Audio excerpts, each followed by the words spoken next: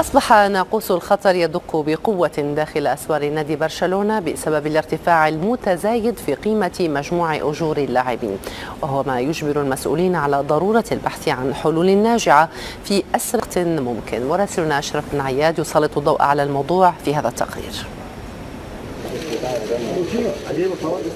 دائما ما تكون الصفقات الكبيرة بمثابة خبر سعيد لعشاق برشلونة، لكنها تمثل في نفس الوقت اختبارا حقيقيا للإدارة فيما يتعلق بالحفاظ على الاستقرار الاقتصادي للنادي.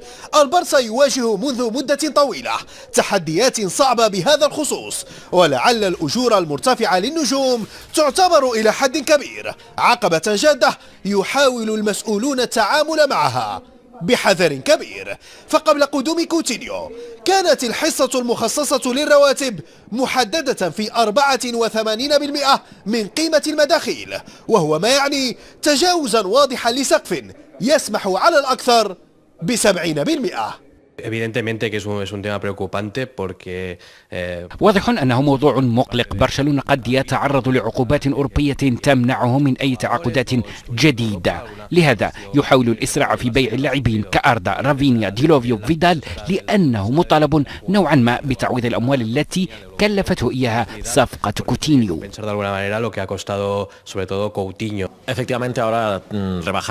بالتأكيد تخفيض سقف الأجور يجب أن يتحول إلى أولوية للإدارة. من الجيد انتداب أسماء بحجم كوتينيو وديمبيلي أو حتى تمديد عقد ميسي بقيمة مالية كبيرة، لكن النادي أرفع من الأسماء واللاعبين دون نسيان مشاريع كبيرة أخرى كالكامب نو الجديد. منذ انطلاق سوق الانتقالات الشتوية وبرشلونة يعمل جاهدا لتسهيل عملية خروج بعض اللاعبين. هنا قد يرتبط الأمر بأسماء مختلفة، لكن التخلص من راتبين عاليين لأردا توران وخابير ماتشيرانو هدف رئيسي للإدارة، خصوصا وأن النادي مطالب باحترام سقف مجموع الأجور.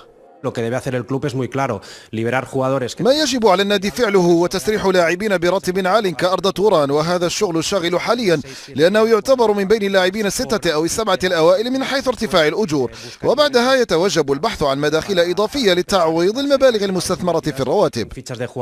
في برشلونة تكثف الإدارة من جهودها للتخفيف من ثقل الرواتب التي أصبحت تشكل عائقا كبيرا في وجه النادي الكتالوني. أشرف بن عياد، بي سبورتس، برشلونة.